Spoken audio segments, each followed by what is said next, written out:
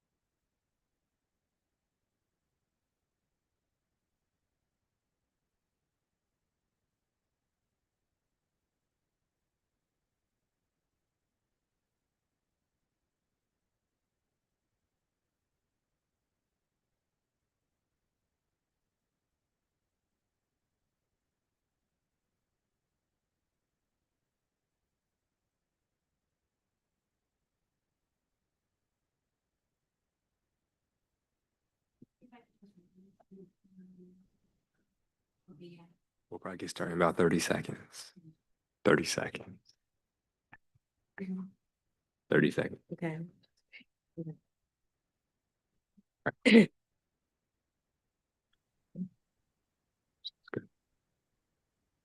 Me? I'm aware. Yeah.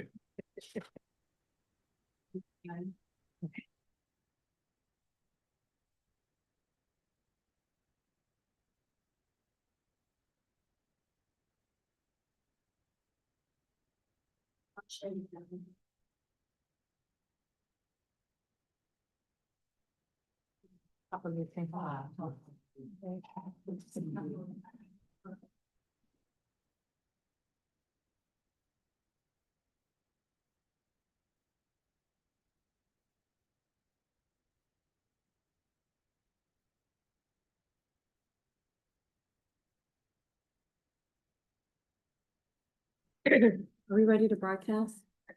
I don't see all the time.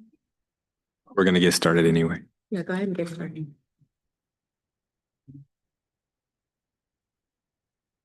Yeah.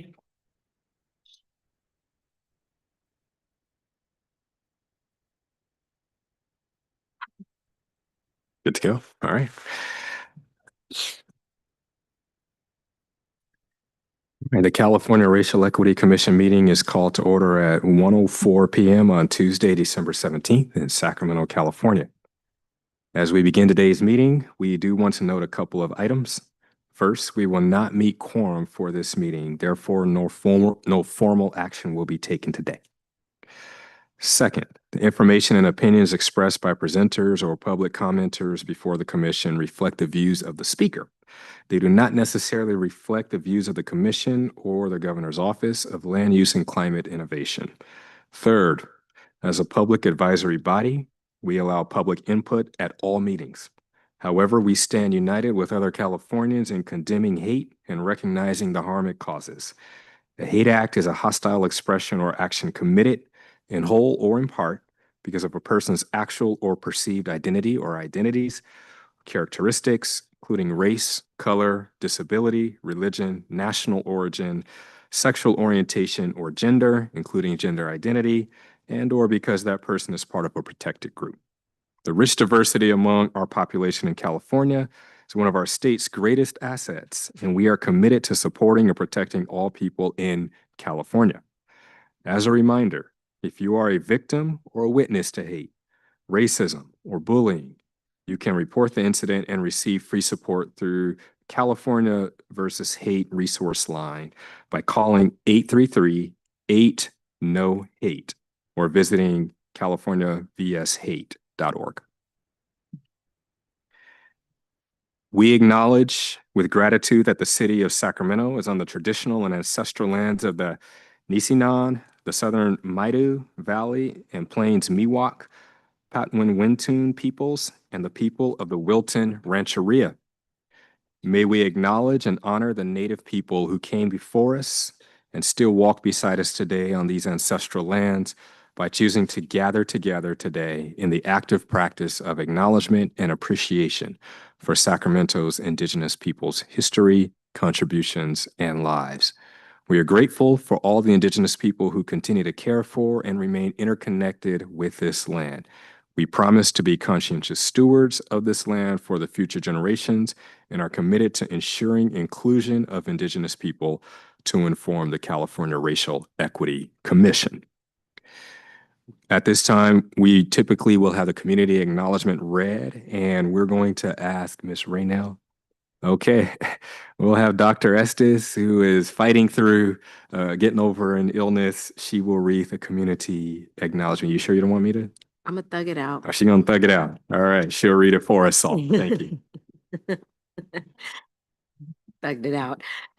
We thank and honor the indigenous nations of this land who contributed to the building of this country.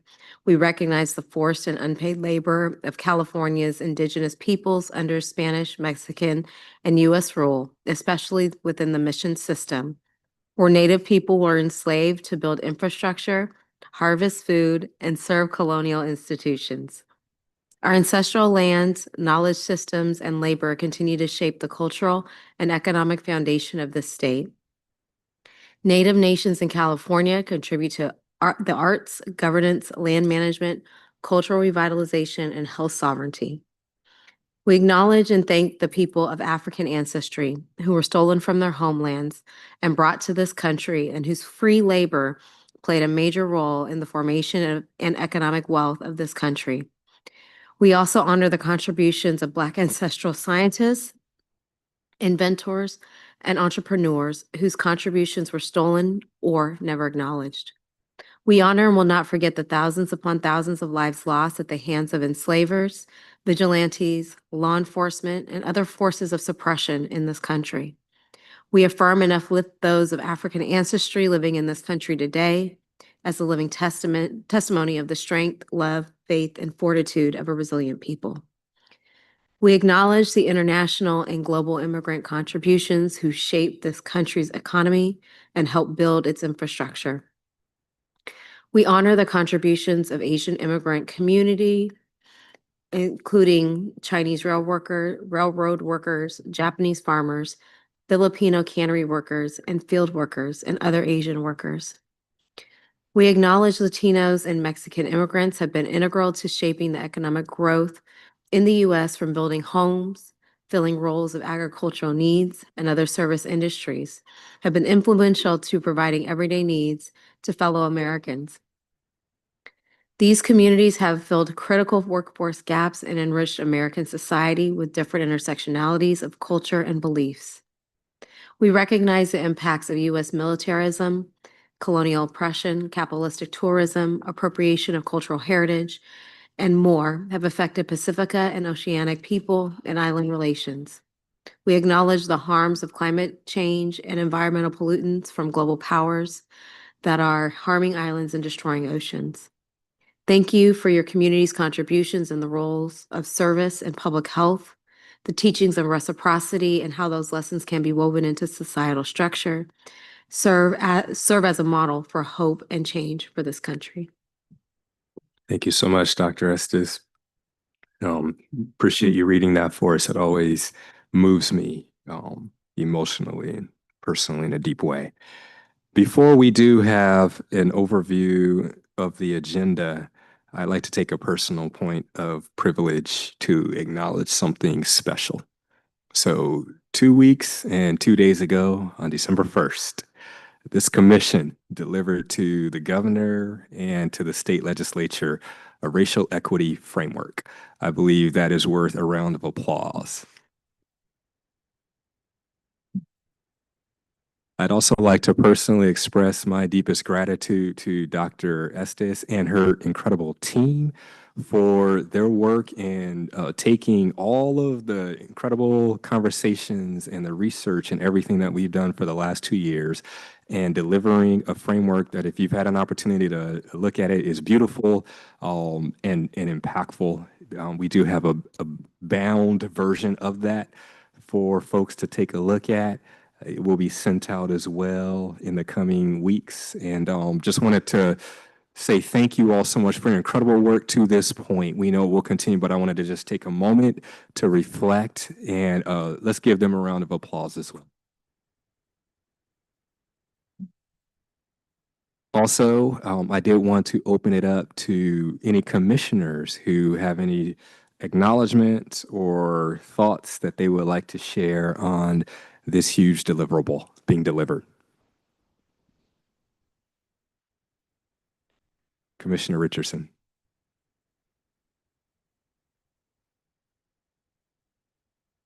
Sorry.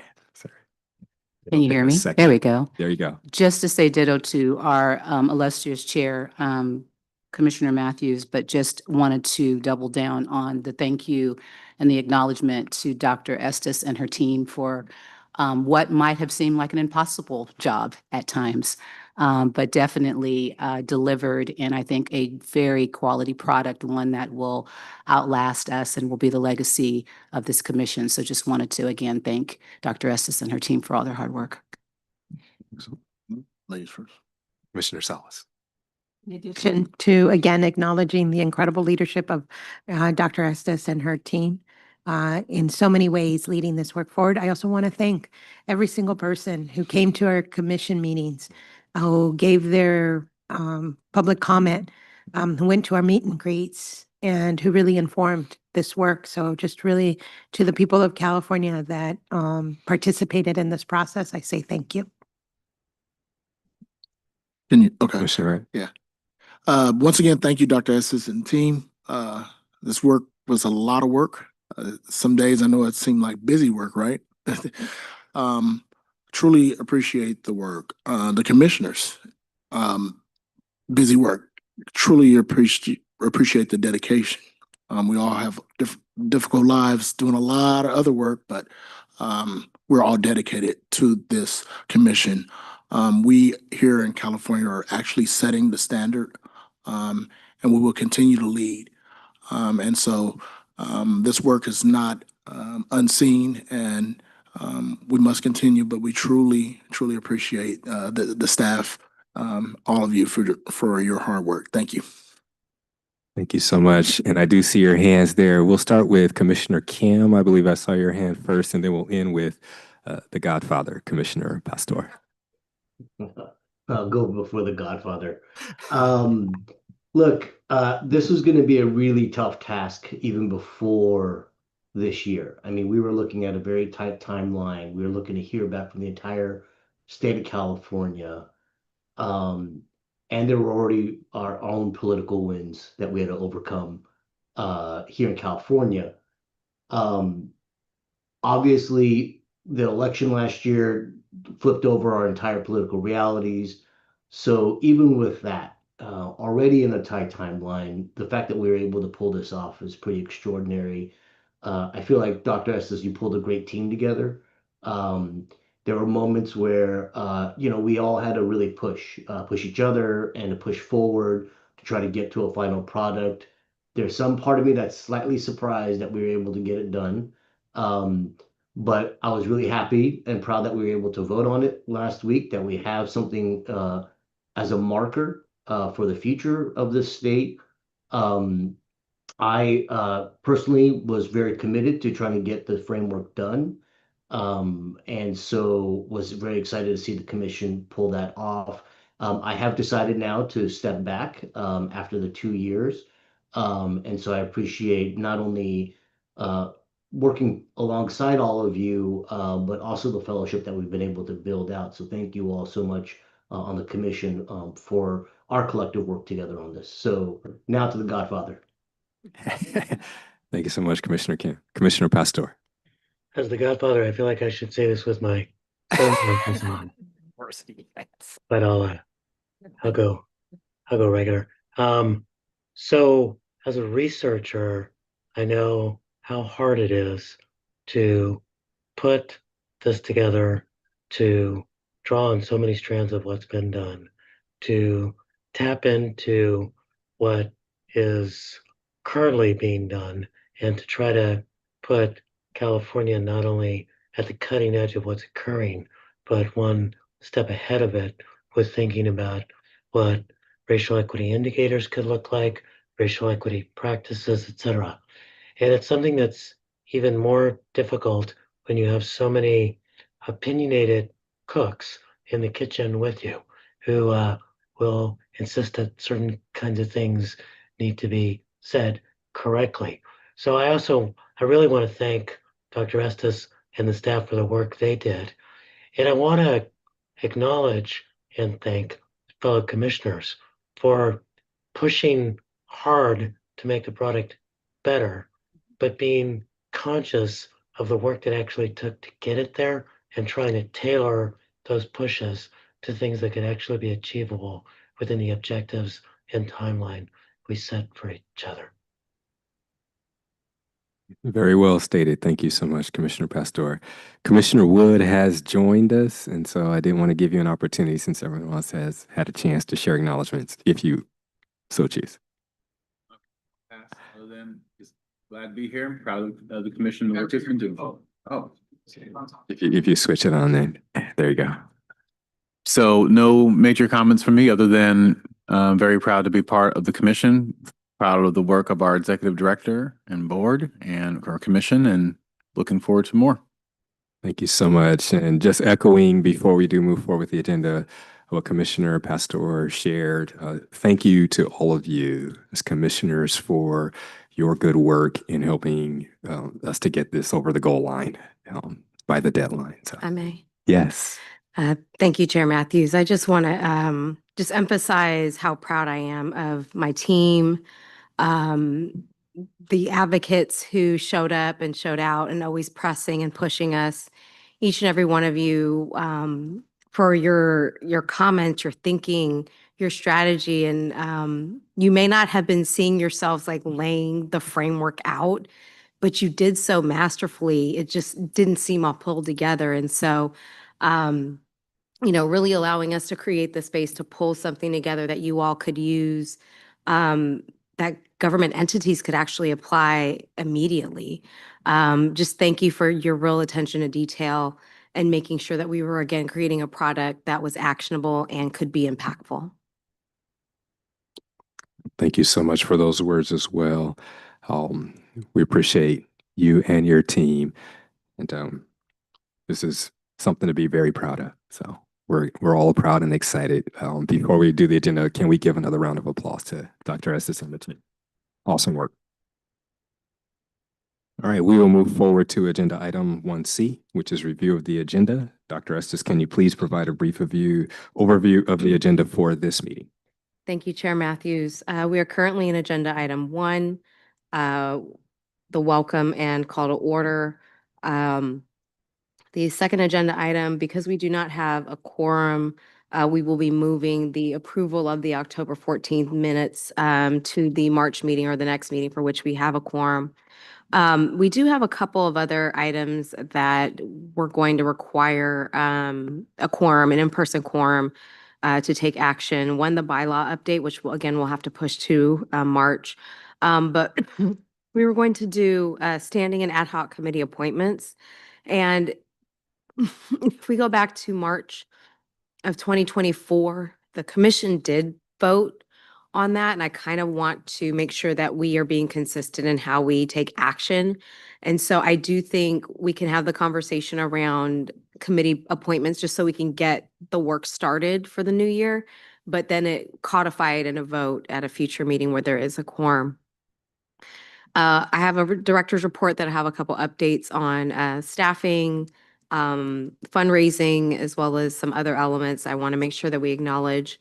We'll then have committee reports. Again, given that we actually do have a quorum on the call and in person total, but not the required 6 people you need in person, we can't take any direction that is or can't take any action for on committee reports, but I think there's still an opportunity to provide staff with the direction they need.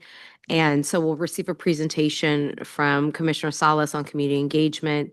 And for implementation and technical assistance, Commissioner Kim will kick us off, but we'll actually have our senior program analyst, Jordan Ringgold, do a presentation of really the implementation technical assistance strategy that she has led in building out. And that will be actually a great lead in to our presentation from Possibility Lab later this afternoon on proposed guidance for government entities on implementing the framework. So more to come and a lot more discussion today, but we will move into roll call in just a moment. But we will close out with public comment on matters not on the agenda. So we hope I think the meeting will move pretty quickly, but I think it will be a robust meeting that allows us to kind of take the next steps moving forward into 2026. Awesome. Thank you so much for that great overview. We will also get to skip the next item on the agenda, welcome and remarks from distinguished guests. I don't see any distinguished guests here in the room, but just wanted to note if anyone does show up, besides the commissioners themselves. Oh, my apologies. So lots of distinguished guests, but I mean, in the audience, if any additional leaders, elected officials, tribal leaders do make their presence, here today, we will give them an opportunity to share when they do arrive. We will move forward to agenda item 1E, establishing quorum and the public comment process. We are aware that we do not have quorum, but we would still want to note who is here today for our records and then also cover the public comment process. Jess Godot, Program Analyst for the Racial Equity Commission, will take the roll call to establish quorum and provide an overview of the public comment process. And again, please note that the commission will not respond to any public comments. Jess. Thank you, Chair Matthews. Commissioner Virginia Hedrick. Commissioner John Kim. Present. Commissioner Gabriel Maldonado. Commissioner Traco Matthews. Present. Commissioner Dr. Manuel Pastor. Present. Commissioner Yolanda Richardson. Present. Commissioner Angelica Salas. Present. Commissioner Dr. Luke Wood. Present. Commissioner Semboya Wright. Present. Please note Commissioners Kim and Pastor are following the teleconference rules for advisory bodies outlined under Government Code Section 11123.5, which allows members to participate remotely. Under this code, remote commissioners are required to remain on screen throughout the meeting if in attendance. We have 5 out of 9 commissioners here in person with us today. We are not at quorum, therefore no action will be taken during today's commission meetings.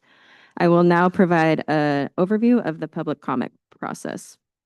Thank you to everyone joining us today in person or online. I'm here to provide guidance for the processes for this hybrid meeting, which we have designed with the intention of maximizing access by members of the public. For those joining the webinar online via Zoom or by phone, please note that your microphone is automatically muted when you join. To minimize the risk of background noise, you will not be able to unmute yourself.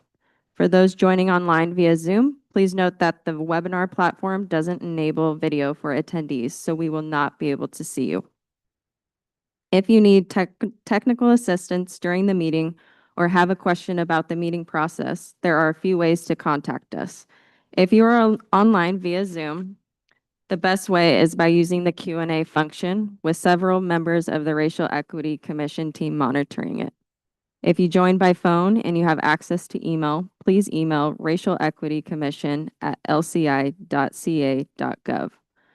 To make an in-person public comment, you can pick up a public comment card at this table and return it to staff.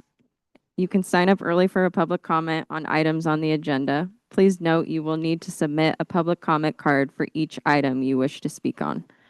If you plan to make a public comment virtually, you must be online via Zoom, either through the webinar or phone option. To submit an online public comment form, visit racialequity.lci.ca.gov/meetings and complete the public comment form linked there. You'll need to complete a separate form for each item on which you would wish to speak. You may complete a form at any time during the meeting.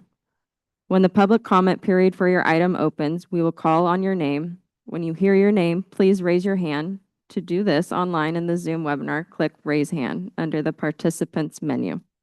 To raise your hand by phone, please press *9. When it is your turn to speak, a member of our team will unmute your microphone. If you are online, you will see a window pop up alerting you that the host is unmuting you. You will need to click the option to approve unmute. After that, you can begin your comment. If you are on via your phone, you will hear a recorded message alerting you that your line is unmuted.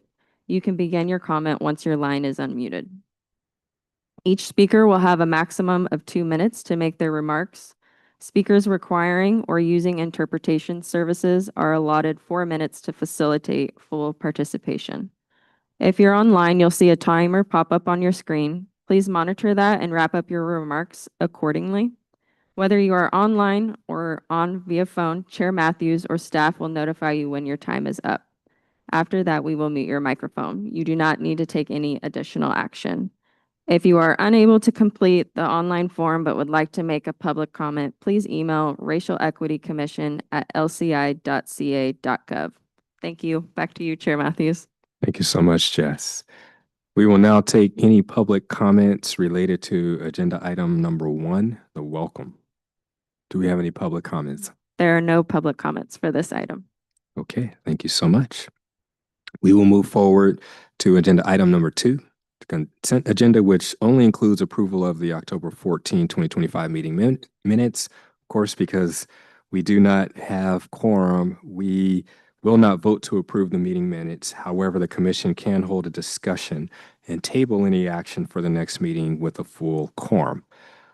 Are there any comments, questions, or discussion from the commission? Any commissioners notice anything with the minutes that they would like to discuss? No. Okay, I'm not seeing anyone in the room with comments. Any folks online? Okay. All right, because we will not be taking a vote, we'll still take public comment related to this agenda item. Do we have any public comment on the minutes from October 14th? There are no public comments on this item. Okay, we're moving right along. We'll move forward to agenda item number 3, which is a bylaw update. Of course, again, we will not vote on the updates, but I will pass it over to Dr. Estes to share some of the updates and we can have some discussion. Thank you, Chair Matthews. If we can go to the next slide, please. When we voted on the initial set of bylaws, this would have been back in March of 2024.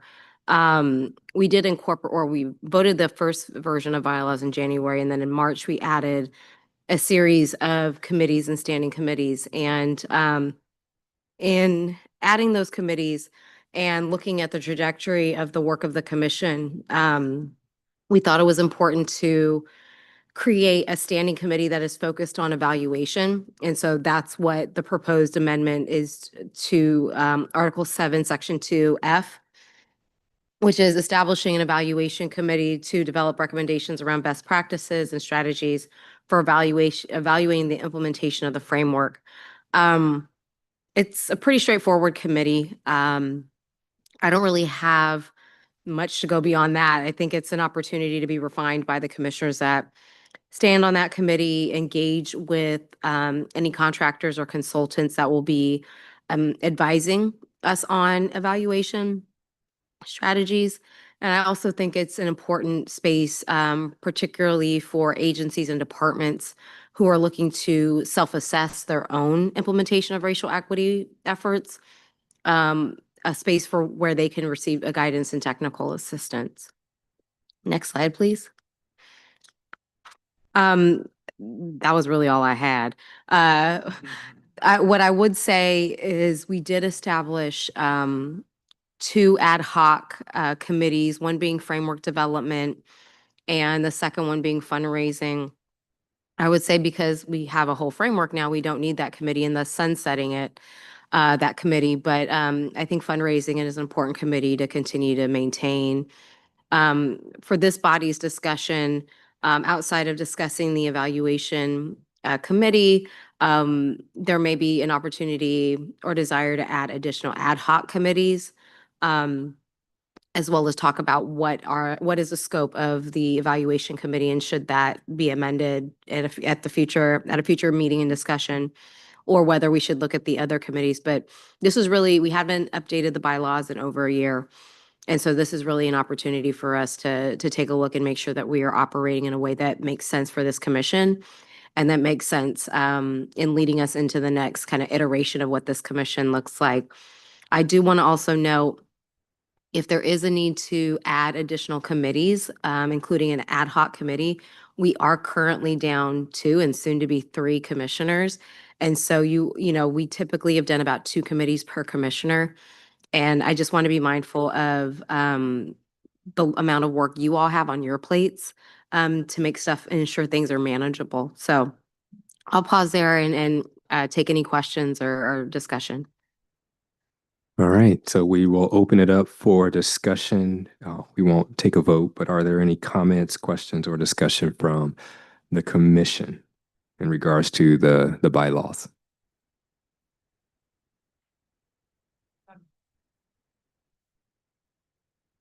Sounds like that all makes sense, and no additional thoughts or referrals. And I would just add, if any commissioners review the bylaws and see that there may need to be additional changes, please let us know so that we can draft a similar slide so that people are aware about what changes you are asking for, and so that it could be part of a more robust discussion at a next future meeting. I did just think of a question myself. So how many subcommittees do we have currently? Because I'm just doing some quick math.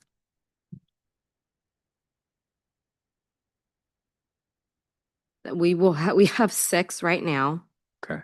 With one of them, it would have been 7, but we're sunsetting framework development. Yeah. We will go back to 7 with adding evaluation. Okay. And as of right now, we have 9 commissioners and 1 more, it sounded like you said, that we Yes. are aware. Okay. So we'll have 8. So folks will have to pretty much double up. Yeah. Okay. The one thing that I'll share in having smaller committees is the ability to meet a little bit more nimbly and more frequently. When you have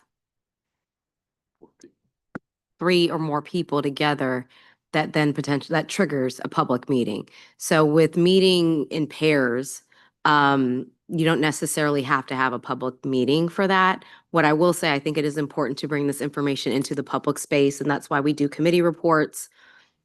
And we can also find ways to have a public meeting venue which could be several committees reporting out at the same time. So there are a lot of different ways you can do it, but smaller committees actually do allow you to get a little bit more, have a little bit more direct engagement. If the committees are larger, you do have to have a setting like this, a hybrid setting, to be able to have these conversations with the public. But we don't hide anything from public. We definitely make sure that we are reporting out any conversations that are happening, because no decisions are, of course, made in committees. Awesome. Thank you so much. All right. Thank you, commissioners. We will now take public comment on agenda item number 3, proposed updates to the bylaws. Do we have any public comment, Jess? We do not have any public comment. All right. We're moving right along. So agenda item number 4, standing and ad hoc committee appointments. We do have a few vacancies and need to restructure the committees that we were just discussing to meet the ongoing need to guide the implementation and evaluation of the framework. We have also now proposed an added committee, and also we are sunsetting one. Dr. Estes, could you please provide an overview of the proposed committees and membership? Thank you, Chair Matthews. If we can go to the next slide, you can see these were the proposed committees that you all approved back in March of 2024. And this is just again to remind you, that's when we had full appointments, 11 members, and we were really building out the initial structure of the commission to support the development of a racial equity framework. If we can go to the next slide, please.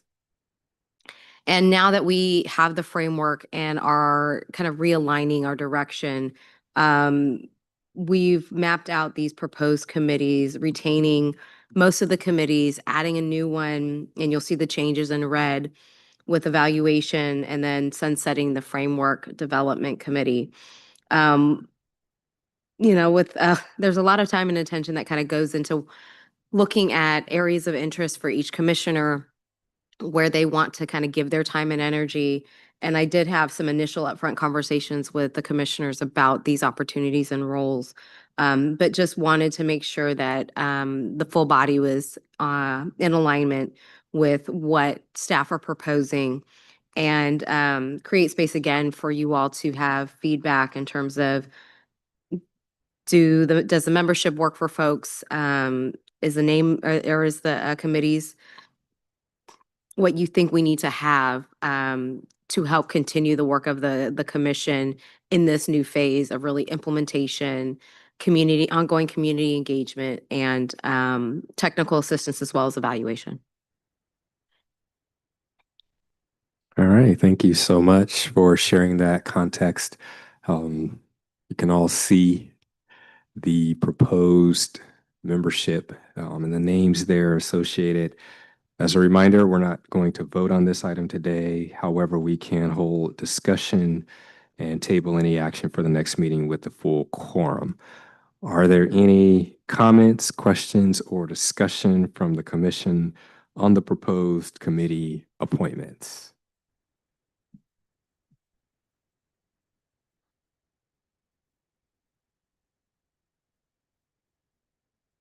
I don't see anyone in the room. Anyone online? All right, so from my pastoral hat, that usually means that you've reflected, prayed about it, whatever, you're good. So you feel differently, speak now or forever hold your peace. All right. Excellent, good. All right, sounds like you have consensus to move forward as proposed. We will now take public comments related to the 4th agenda item, number 4, of standing and ad hoc committee appointments. Jess, do we have any public comment? There is no public comments for this item. If I may, real quick. Go ahead, Dr. Estes. I just want to acknowledge that in terms of moving forward and action to be taken, we'll work with these committees under the direction and the consensus that you all are providing, though I still want to make sure we codify it at a future meeting with a quorum, just again to follow the practices that we've had previously. Absolutely. Sounds good. All right, we are cruising right along. We are moving forward to agenda item number 5, and that is the director's report. Dr. Estes, the floor is yours. Thank you. As we kind of kicked off this meeting talking about the completion of the racial equity framework, which I do have a single hard copy. We were supposed to have 200 made by today, but the printer needed a part. And God bless Department of General Services and the Office of State Publishing. But they helped us create this beautiful report. I mean, it's really dynamic, and the back and forth that we had to do on making sure we had a version that printed well, and then making sure that we had an ADA compliant version for online, where people are able to navigate from one section to go to, say, the toolbox or the appendix. So if there's a reference, there's an ability to better connect. It allows people who have readers to be able to see or understand what's in the pictures and the images that are presented within the ADA compliant document.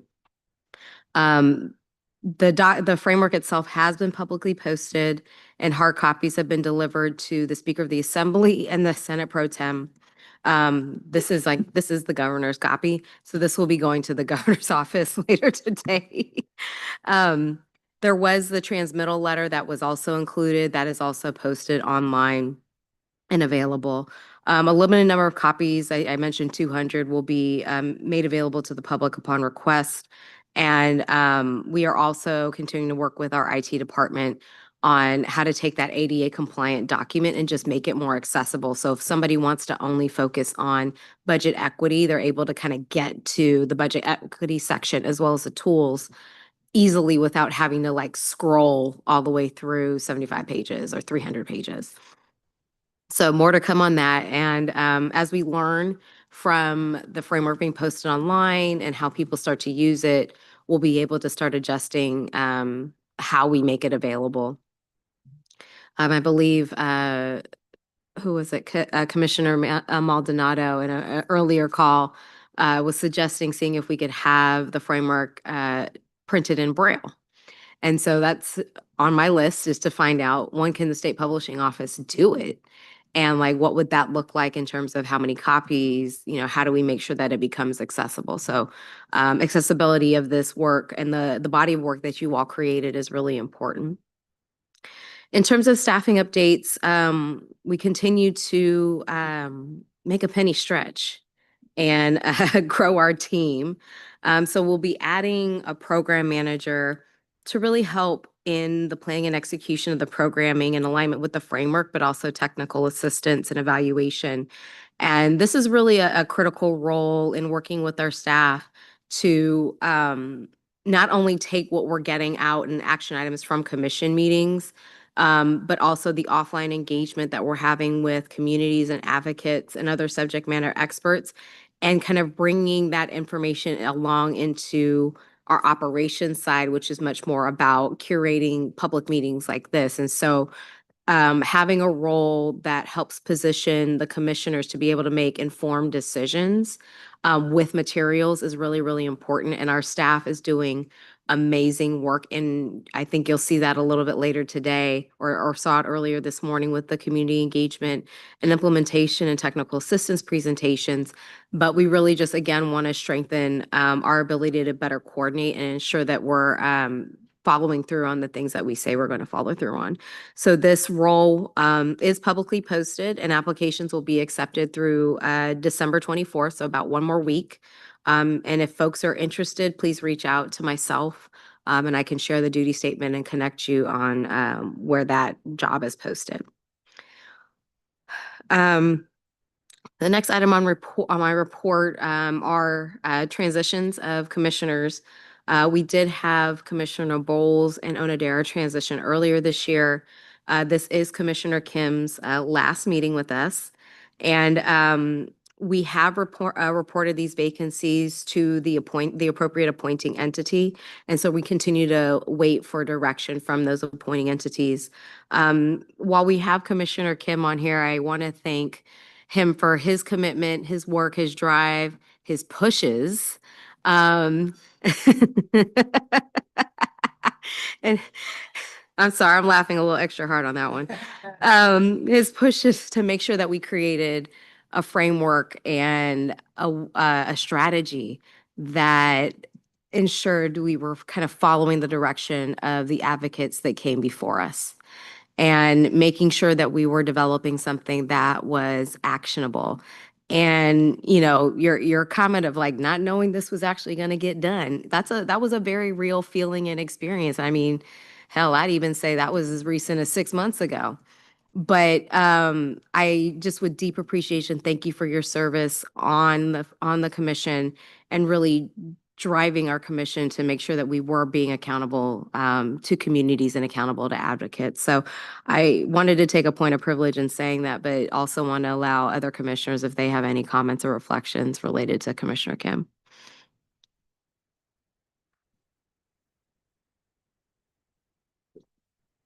Commissioner Wright. Well, I'm sure he's gonna continue to work. I already know that. I mean, I see him everywhere. We're in all the same spaces. But your drive, your commitment, awesome. I think you push a lot of us, not just Dr. Essence, but truly appreciate your commitment and your service. That's what this is, a service. And just, I'll see you around, brother.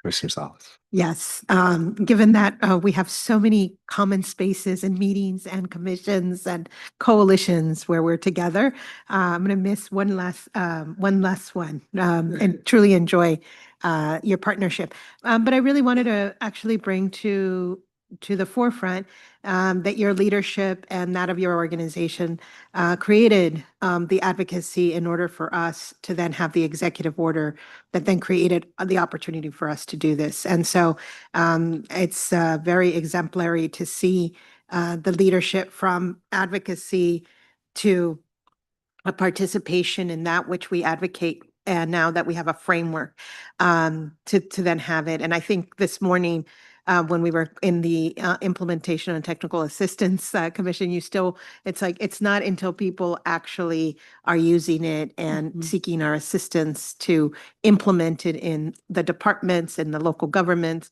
that we are truly finished, Yeah. right? And so just really want to recognize that and make sure that it's captured because I think it gives us an example of what it means to be committed to something for the long haul.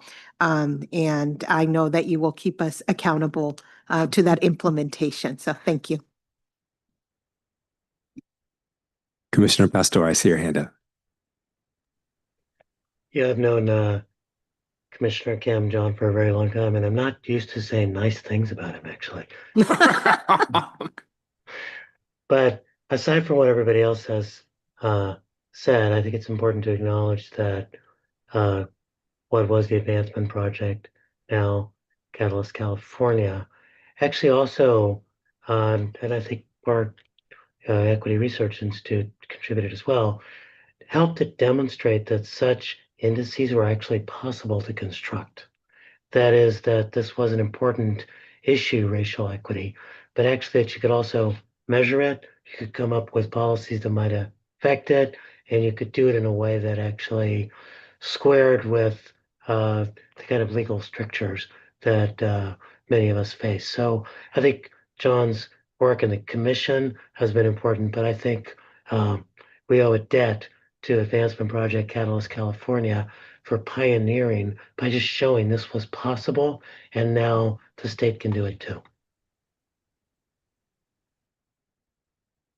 Thank you. I don't see any other folks with comments to share. Oh, before you speak, Commissioner Kim, I did want to also share some of my own thoughts and gratitude. So there's a quote from one of my favorite movies, Gladiator, and it says these words: "The things we do in life echo in eternity." And I don't know why folks are laughing, but no longer will I see Maximus Aurelius's face when I think of those words, but I'll think of Commissioner Kim, because the way that you have fought for equity in very real, tangible, measurable, impactful ways, you help to make sure through your diligent questioning, your hard work, and your challenges that we did create a framework that will outlive us, as Commissioner Richardson said earlier. So thank you for that. The work that we are doing as a commission, it will echo in eternity. And I'll turn it over to you. I appreciate this. I think Dr. Estes correctly noted the pushes with a tone, which was noted, I'll say. And, I actually, a colleague of mine constantly says this, I don't think you could have real solidarity. You can't have real unity without struggle. And so the fact that, we needed to get to a place of unity around this framework and we did need to push each other. And so I appreciate the fact that we were able to do that, um, with care, with compassion, and with a sense of building towards that unity. I didn't know all of you before getting onto this commission. I can't think of a better set of people to have been sort of appointed by different leaders of our state to come together to move this forward. Dr. Estes, your leadership has been phenomenal, as well as with your team. We will certainly, my organization and I will certainly stay in this fight in many forums. I'm blessed to have spent the time here with you guys. I did not think I would hear nice words from Dr. Pastor, so that's always nice. And the last thing I'll note is that Chair Matthews, you and I still got to play that game of chess. So Yes, I'm I hoping do. at some point we'll find a moment for us to do that. So thank you all. Thanks, everyone. Thank you so And much. as to wrap up this part of my report, I'll just say this isn't a goodbye. It's just pick up the phone when I call you. It doesn't change. That doesn't change. So just continued appreciation for your partnership as we transition into this new world with our commission. And with that being said, a couple more things on my report. One, I want to acknowledge that we are going to be developing a commissioner on and offboarding strategy now that we've had a couple commissioners transition, wanting to make sure that we are supporting commissioners in getting up to speed, but also understanding recommendations for moving forward. And so that's something I'm going to work on over the next few weeks. Commissioner Kim, I'll probably follow up with you early in 2026, just to kind of gather some of that information so that we're able to just start a practice of making sure that we're onboarding and offboarding commissioners in a timely manner. Related to, I'm sorry. Okay. I do have a fundraising and development update on Monday. Myself, Chair Matthews, and Commissioner Maldonado participated in a funders briefing to provide an update on the status of the framework and the next steps of the commission. Didn't really have the opportunity for discussion, but I do think funders are coming into a different place right now. I think that they're thinking about how do they actually actualize the mission and vision statements that they're making around advancing racial equity. And so I do anticipate seeing a little bit more action and engagement. We still continue to be heavily engaged with Blue Shield of California Foundation, thanks to their contribution to support the evaluation of the framework's implementation. We continue to be in conversations with the California Endowment, who provided the seed funding to support community engagement, which is managed by our fiscal sponsor, East Bay Community Foundation. Speaking of that, we have requested a no-cost extension to the California Endowment, and we're just waiting to hear the results of that request. We have about $27,000 left to spend down, and we believe we can use it. I think you all saw the number of locations we'll be visiting. So we'll be able to spend down and use that in the first 6 months of the calendar year and going to several different places. And last but certainly not least, if we go to the next slide, meeting cadence. So I want you to take a deep breath when you look at this slide. It'll feel a lot like, I think, this year of trying to find ways where if we have you convened, how do we take advantage of having you all in a place and space to host additional meetings, to engage with community?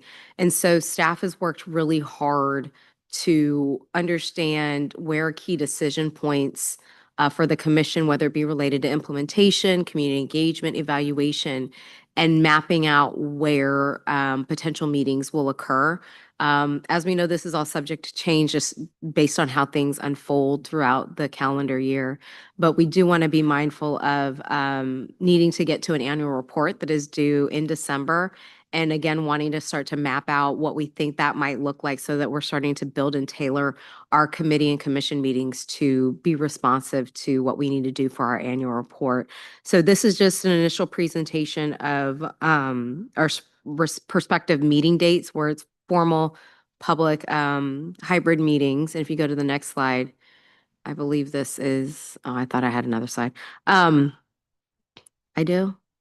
There it is, the meet and greets. And so corresponding with where we are in communities, whether it be for a public commission meeting or something that is separate and that is just a little bit more of a intimate touch point with community, we are trying to map out to go to at least 10 places, which is about what we did last year. A couple of these are where we're going back to revisit. So Klamath, I think, is on that list. Oakland might be on that list, and I can't see that. Salinas, I think, is on that list. Sonoma. Well, we hadn't been to Sonoma yet. We haven't done Sonoma, and that's a lot of people think about wine country, but there are actually a tremendous number of inequities that happen in Sonoma County in that area. They've been grappling a lot with floods. You have the newcomer and immigrant population working on the farms, the wineries. And so wanting to make sure that we're being attentive to the needs. And some of the things that have also come up in some of the initial conversations that we've had with community leaders and community organizations has been youth mental health and well-being. So more to come on that, but we wanted to at least give you a sense of the cadence. And if you think you're overwhelmed, imagine how my staff feels. And how we're thinking about filing all these travel reimbursements, and the and the challenges with that. So again, wanted to make sure you just had a high level understanding of kind of what we're thinking of for the next year.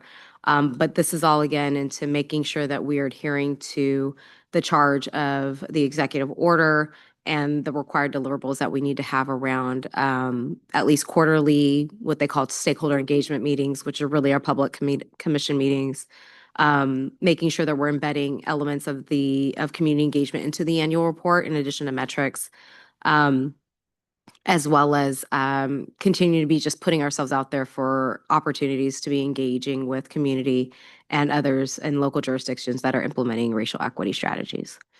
So that concludes my report. Happy to take any comments or questions. All right. Thank you so much, Dr. Estes. Lots of good information for us to reflect on and think about. Are there any comments, questions, or discussion from the commission?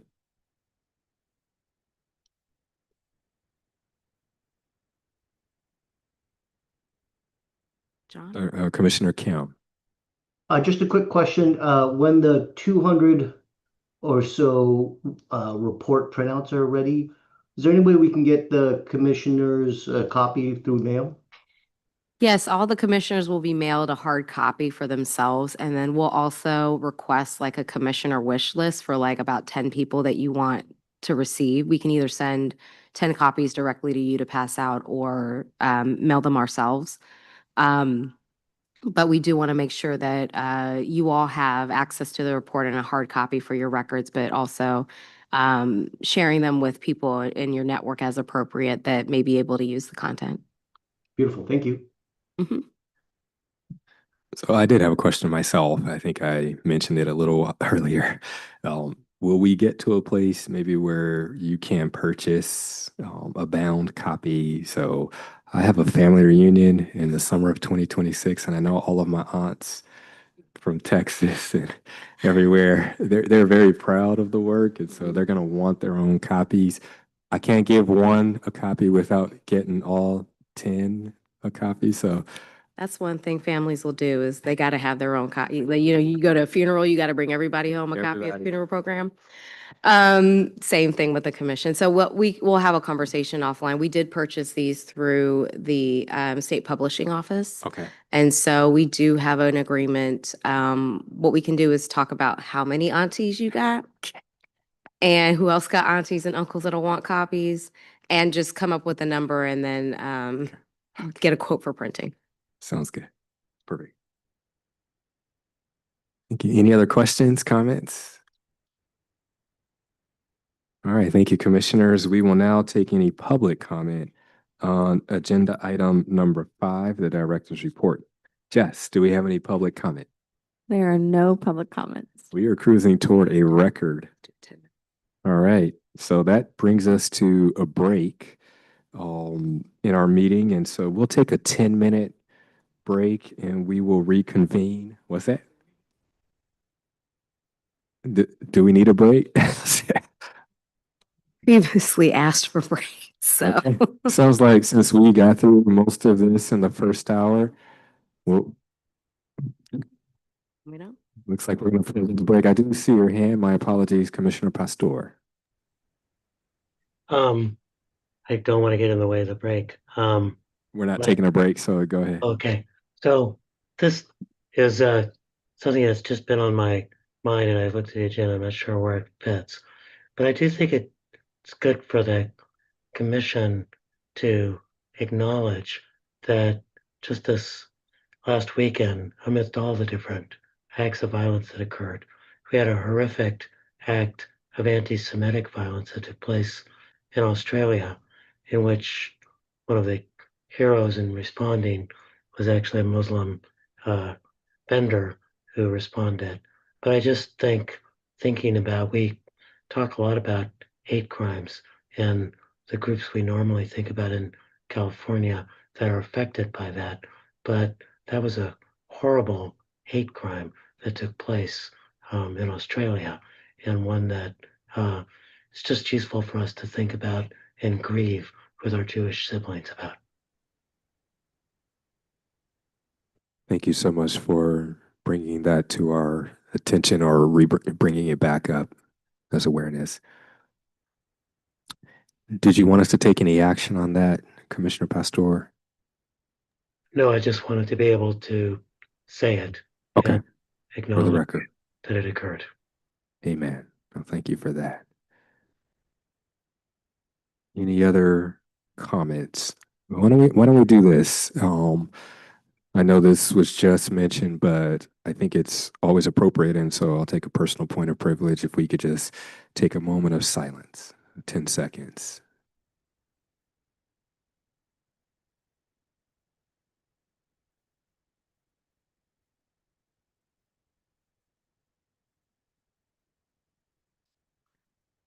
All right. Thank you so much. Okay, we are going to, by consensus, forego the break. So we will press ahead with agenda item number 6, which are committee reports, community engagement, and then implementation and technical assistance. Commissioner Salas, I will turn it over to you first.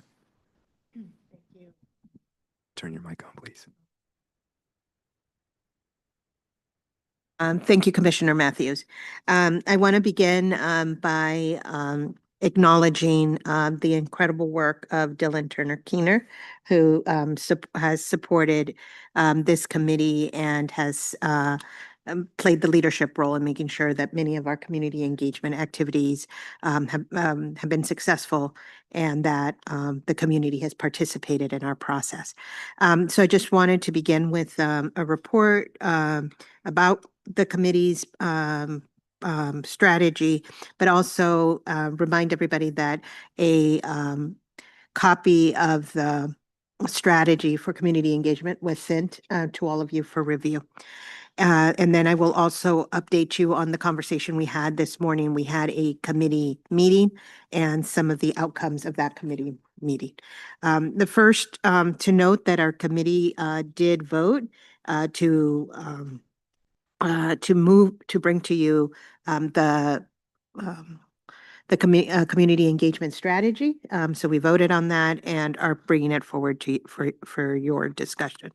So the purpose of the strategy, the commission is charged with stakeholder engagement, which includes community engagement. The committee discussed planning efforts for upcoming years, such as expanding engagement to include more accessible platforms, identifying pathways for government agencies to work collaboratively with community, improving engagement practices, utilizing tools to highlight community voices, and to model other agencies how to develop inclusive and accessible engagement.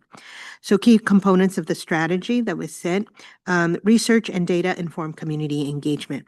The commission staff are working with 2 external contractors on developing a data informed approach to support community engagement and research informed recommendations on community compensation and pathways to support co-shared governance. The commission staff are also exploring the addition of sections for the annual report covering special topics such as immigration. In addition, another component of the strategy is to champion community voices. The commission staff will explore partnering with the Office of Land Use and Climate Innovation with their communications team to conduct interviews with community members at meet and greets or listening sessions to capture and record community stories and key themes from the community, in addition to identifying different levels of virtual community engagement. Also hosting a conference for community to network with change makers and advocates and other community-based organizations that the commission has partnered with. The event will position community to identify resources of direct support and for community-based organizations to share their services to support combating inequities and that different community members are enduring. The other part of the strategy is on tools and best practices. The commission staff will launch the community engagement post-event survey to analyze and evaluate how to improve the commission's community engagement events. The results will be shared with the commission and the public as part of an annual report. The Racial Equity Commission staff will develop a brief guide to support community awareness and access to government resources on how communities can access government resources and grants by conferring with OCPSC on their resource guide. I also wanted to report the conversations that came out of this committee's the committee work this morning, in which Commissioner Hendrick was also participated. Number one, following up on Dr. Estes' report, we talked about the importance of fundraising for the purpose of community engagement, and that this has actually made it possible. So really understanding that our fundraising strategy is connected to our community engagement strategy. We talked about the full support for the idea of an racial equity conference. Within that, we talked about, is there any service delivery that can also happen in the space, especially on the issue of immigration? But in addition to that, is this also a space by which to recognize individuals, organizations that are advancing racial equity in the state? We talked about our distribution. So we certainly discussed the framework. We talked about our distribution list and how to make it available to as many people as possible.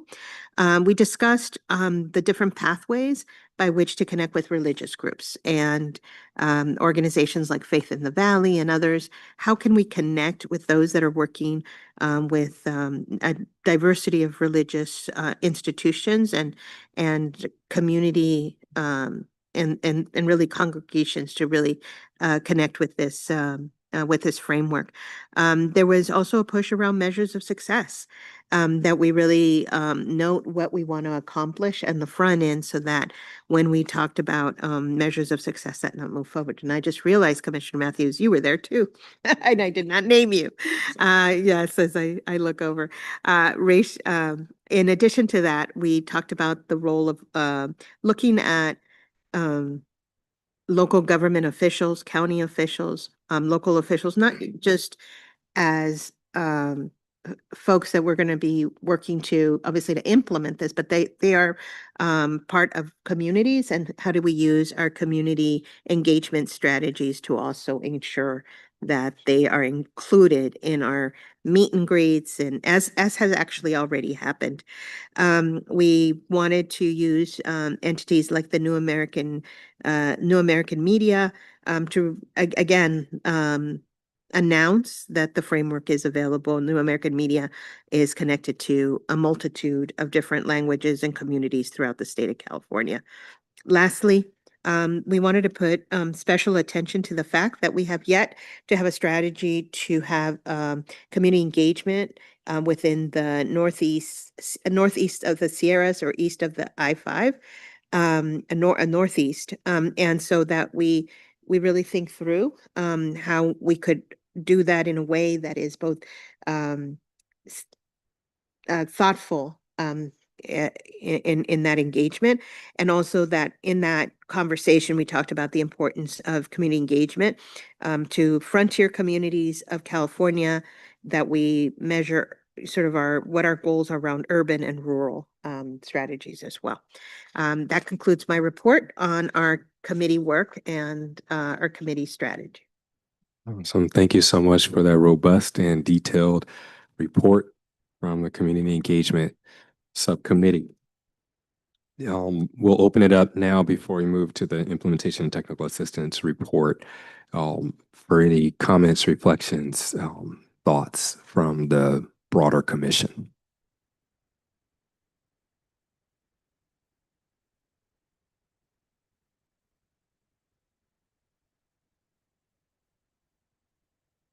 I know everyone caught all of that. I guess it sounds good.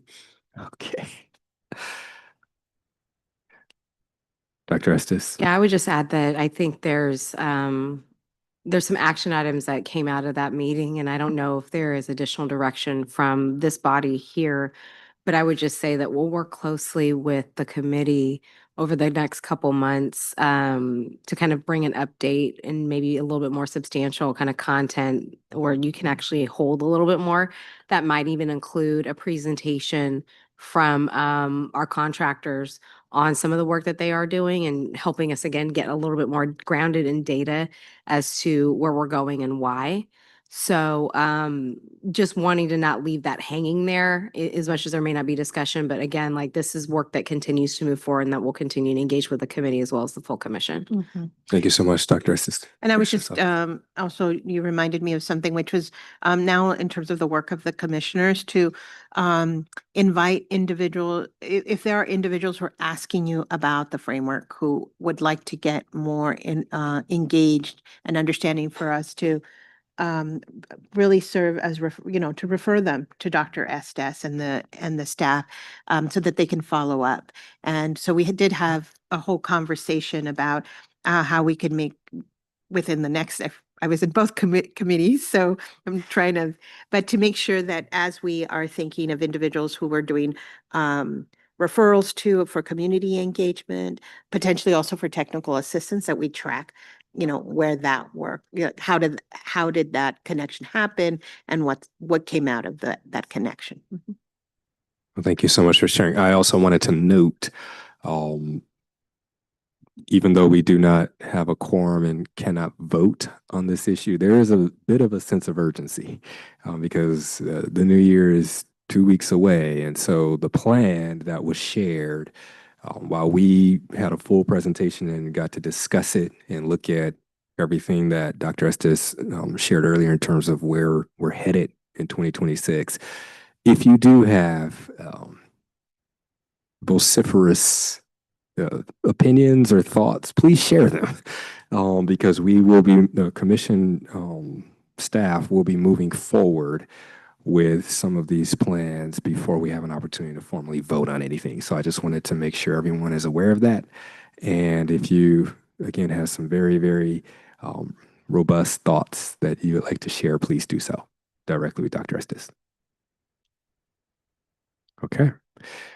No other questions or comments on the community engagement report. We will move forward with his final report out as a Commissioner Kim, the floor is yours. Thank you, Chair Matthews. So when it comes to the Implementation and Technical Assistance Committee, I mean, we've always seen this committee's role as taking the baton after the framework is done to really help give it legs and ensure that it doesn't just become a report that sits on a shelf, but actually can drive changes. Um, and so it was great that we were able to meet this morning because now that we are in this particular moment of transition, this is really hopefully where the rubber meets the road. I want to note that Jordan Ringgold from on our staff has done really extraordinary work. Um, Doing some lead thinking and really kind of building out a framework about how to think about this work moving forward. Um, and like a pro, she prepared me with talking points. I will have her share some of her work directly, but before I hand things over to her, just to be clear, again, the purpose of the strategy around the Implementation and Technical Assistance Committee is to reflect that the Commission's charge is about directly supporting state and local government entities with implementing strategies around racial equity aligned with that framework. The strategy that is been prepared and will be presented to you guys now really centers around the capacity building, the resource development, and kind of consistent technical assistance to ensure agencies can actually move and operationalize this in durable and measurable ways. In essence, we have to shift our framework from kind of thinking up the framework to now kind of a customer service model about how we can actually get the word out and engage folks and actually help them to operationalize. And so with that, let me go ahead and pass it over to Jordan to share more of her work and her thinking on this that the committee reviewed this morning and very much appreciated. And then maybe you could pass it back to me, Jordan, to talk about some of the action items and next steps we discussed this morning. Thank you, Commissioner Kim. Let's see if this clicker works today.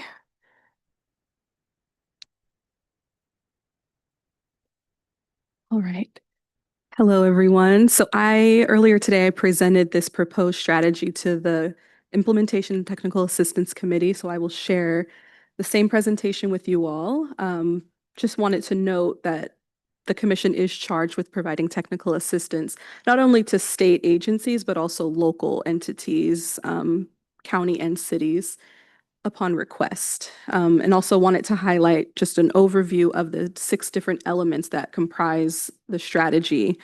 And they are centering on capacity building, resource development, technical assistance, all in an effort to ensure that these government entities can operationalize the equity work in their respective departments and agencies, and wanting to connect implementation and technical assistance to evaluation. So those two have some intersections. The technical assistance piece prepares and supports agencies and departments to implement and measure their equity work effectively, while the evaluation piece really tracks their progress and gives us insight to inform us, help us refine, and strengthen our future technical assistance efforts, and also ensures the framework's success and sustainability. There we go. So I'll go through the different pieces of the strategy. First, the ongoing elements, and then we'll go into 2026, and then we'll go into a few years after that. So for the ongoing implementation and technical assistance, again, we can offer that to government entities, including state agencies, as well as local jurisdictions. Something we're already doing includes the quarterly commission meetings. You should be able to see it. There we go.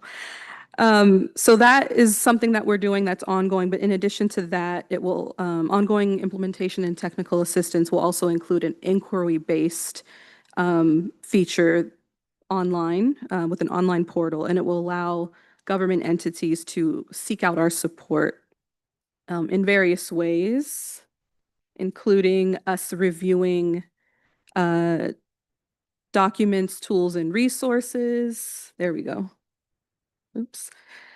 Also guidance and coaching on where to start, questions to consider, next steps to take, and even ways to utilize the framework and toolbox, but also how to navigate our website.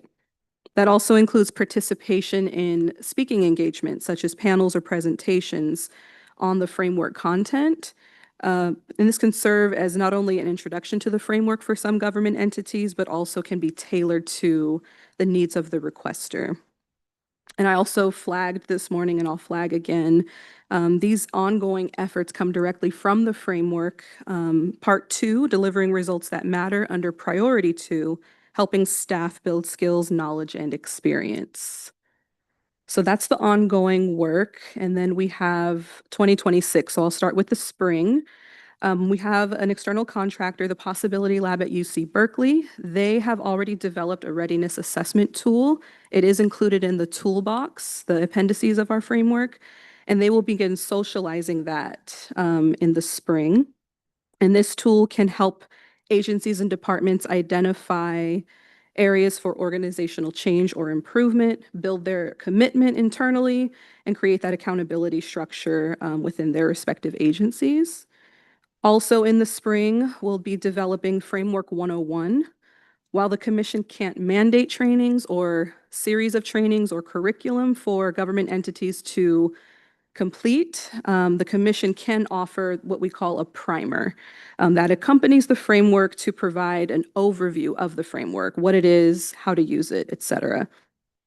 And with the support of an external contractor, the commission staff will begin designing this primer at this time next year, at spring of next year. And then Vital Research is another external contractor, and they will develop a brief on the Office of Racial Equity, and that will support implementation, coordination and alignment, capacity building, and accountability. Again, the commission is not charged with standing up this office. However, this research will offer recommended structures for long-term success. And you'll see here, this work is coming from the framework in part 1, building the framework for your organization, under priority 4. And then also happening in the spring, we have the Othering and Belonging Institute from UC Berkeley. They will develop a research brief on systems and structural change, thinking more so like moving beyond the framework. And so that's one of their deliverables. But we're also exploring ways to have them support us with additional technical assistance, such as having an FAQ resource available on our website. And so leveraging these subject matter experts is coming straight from the framework in part 2 under priority 2, which I mentioned earlier. And then we'll move into summer of next year. Commission staff will work with internal LCI staff and external contractors to support with the accessibility resources. So things like updating the website, developing a brochure, creating animated videos to really support rolling out and implementing this framework. In addition, an external contractor will help support with developing and coordinating what we're calling an open house. And this is a space to help agencies and departments really understand the framework and how to operationalize it, as well as the toolbox, and implement it into their practices and their policies and programs. And then we also have an evaluation plan that is scheduled to begin next year. An external contractor will begin developing the metrics and the key impact indicators next summer. And then by the fall, there we go. By the fall, this contractor will begin to socialize that evaluation plan upon approval. And this work comes from the framework part 2 under priority 3, finding ways to make California better for all through evaluation. And I mentioned our partners, the Possibility Lab. They're also developing guidance for government entities to implement the racial equity framework. And that will be an adaptable blueprint that government entities can customize to really operationalize the framework that fits their organization. And so by the fall of next year, that guidance will be drafted, but we'll get an introduction next on the agenda from the Possibility Lab team. They'll share more about that coming up. And then lastly, I will review what's going to happen or what's planned to happen from 2027 to 2030. So this work includes considerations for a statewide equity summit for racial equity practitioners within government to really support that shared learning, that cross-agency alignment and collaboration. And this statewide equity summit could take place every other year starting in 2027 and be developed and coordinated in partnership with the contractor. And the Possibility Lab will begin to socialize that guidance that I just mentioned in 2027. We'll also look to develop deeper technical assistance work during this time. And that evaluation plan that I mentioned will continue to be implemented during this time along with reports. And then the last thing I'll share, just a snapshot of our support, the resources that we have to support the implementation and technical assistance work. I mentioned a few external contractors. We have Vital Research, Othering and Belonging Institute, and the Possibility Lab. And TBD, we'll have some external contractors support us with that animated video work as well as that evaluation work. And I will pass it back to Commissioner Kim, also opening that up to Commissioner Salas, who was also part of that committee, to share highlights from that discussion. Perfect. Thank you so much, Jordan. So I asked her to present not only to share the work that she's been really kind of taking leadership on, but also to get more details in front of Commissioner Wood and Richardson as you guys take leadership over this committee moving forward. And again, I really do think that this is the committee that will drive sort of how this framework comes alive. In the discussion this morning with Commissioner Salas, a few key action items came up. The first is it was noted that the Othering and Belonging Institute does phenomenal work around narrative framing and communications, particularly around this work around racial equity and solidarity. And so for us to tap them to really help drive our external communications, both around the framework and the whole need for us to keep pushing on racial equity.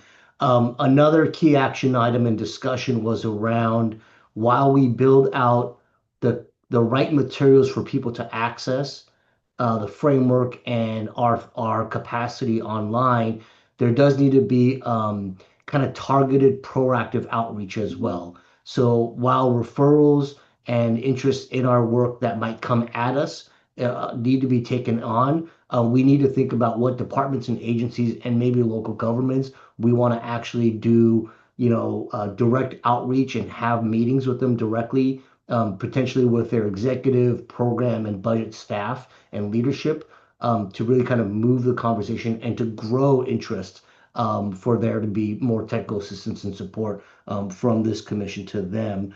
And as part of that, there was discussion about also analyzing all of the community stakeholder meetings we've had and identifying key themes from which we could say, hey, these points came up multiple times across meetings and these departments or agencies were implicated, and that could be the sort of target list for proactive outreach that we could use in 2026.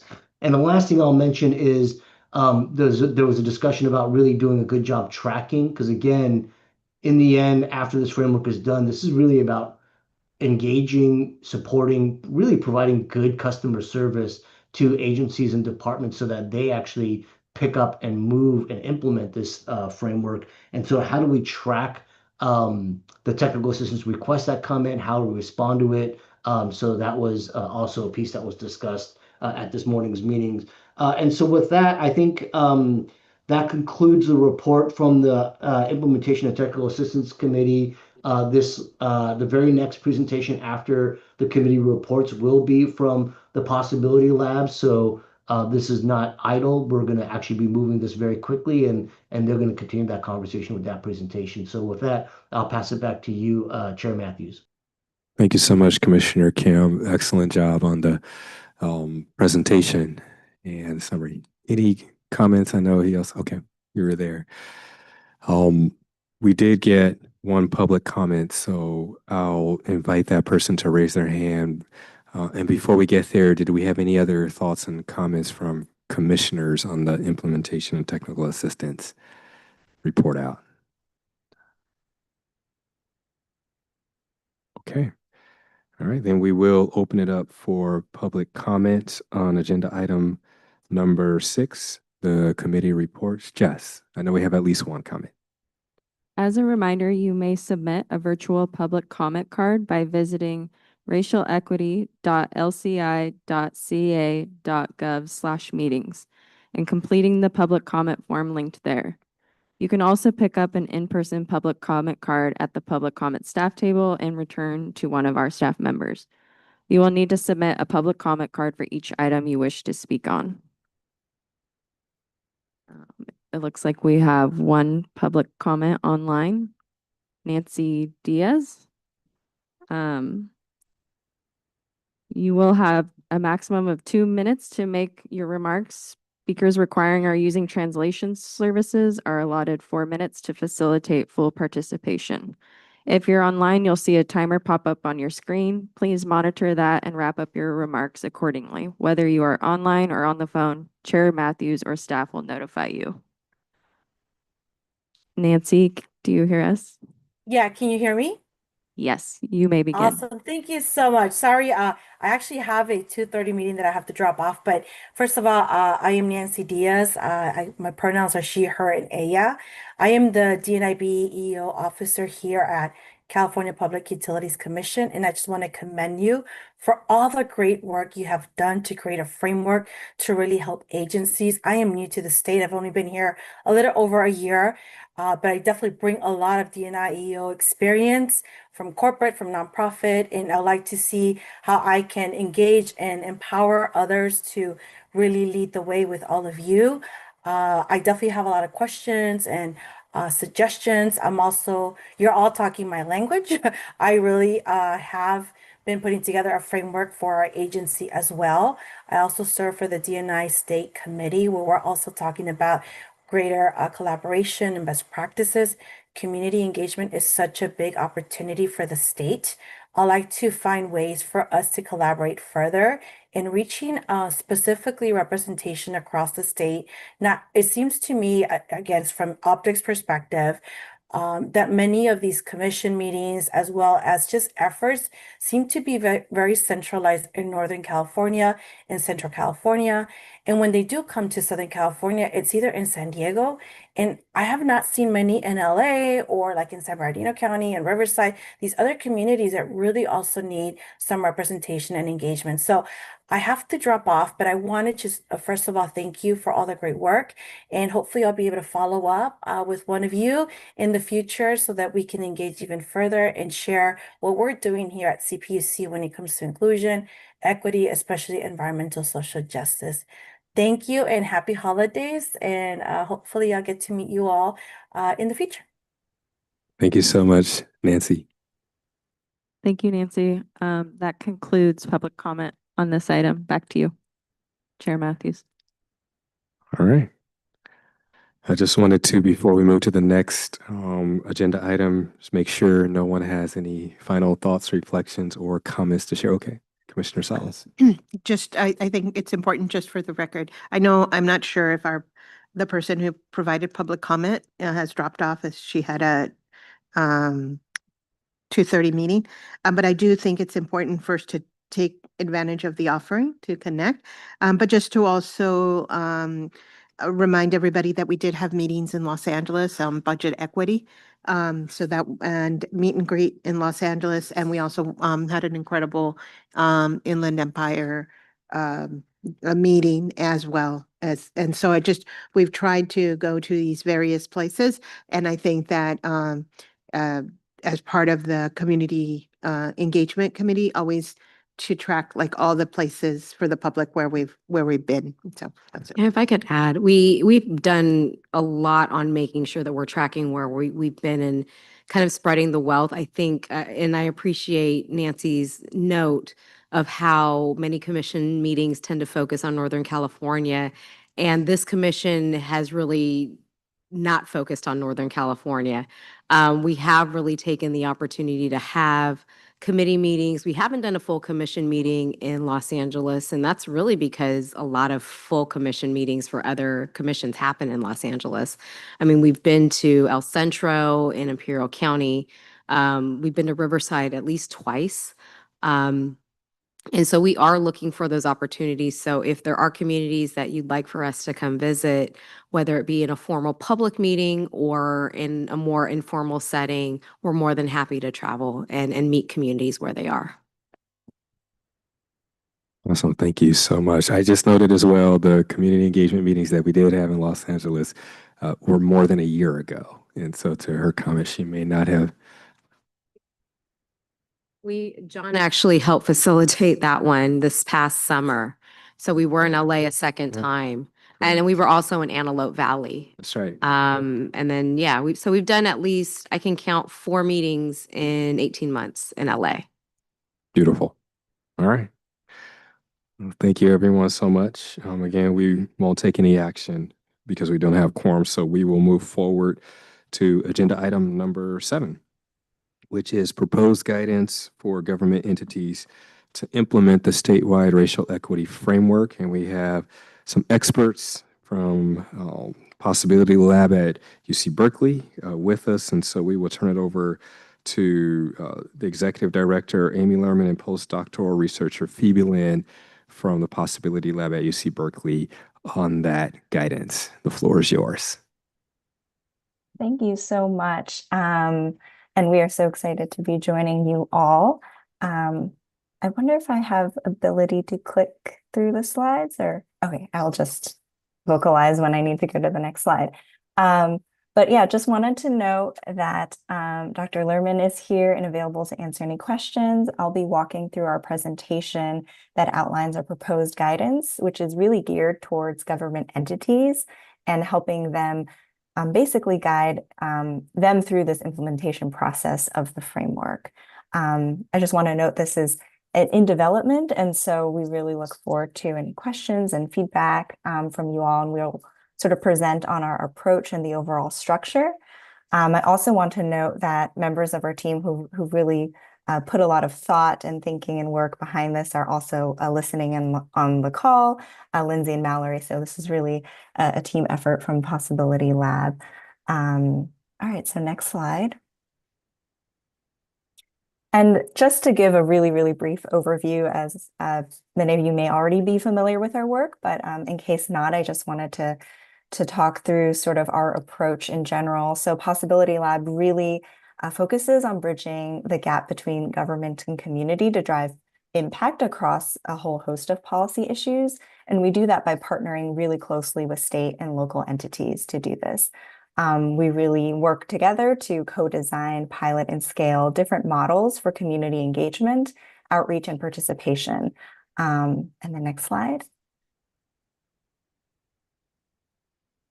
And so at the core of this, again, is really just finding new and different ways for governments and communities to work together to solve problems. And so we're really honored to be in collaboration with the Racial Equity Commission on sort of thinking through the implementation of the framework, as we really view that is a critical part of and core part of a lot of the work we do is getting governments really to center community and to listen to community voice. And so we really view that as aligned.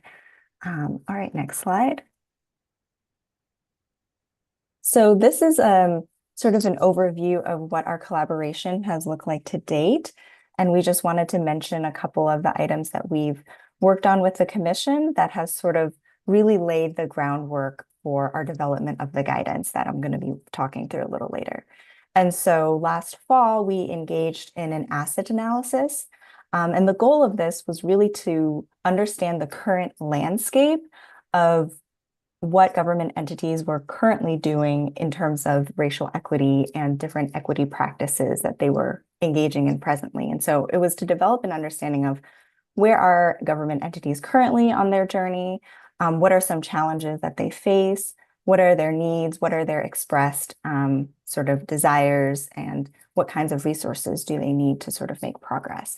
And so we surveyed different California state government entities and received 50 responses, across different entity types. And what we learned was really that despite having, some forms of infrastructure in place, most entities were relatively early in their racial equity journeys, and most expressed deep desire to have structured guidance, in particular when it came to things like data infrastructure, data practices, as well as budget equity was something that a lot of entities expressed needing support on.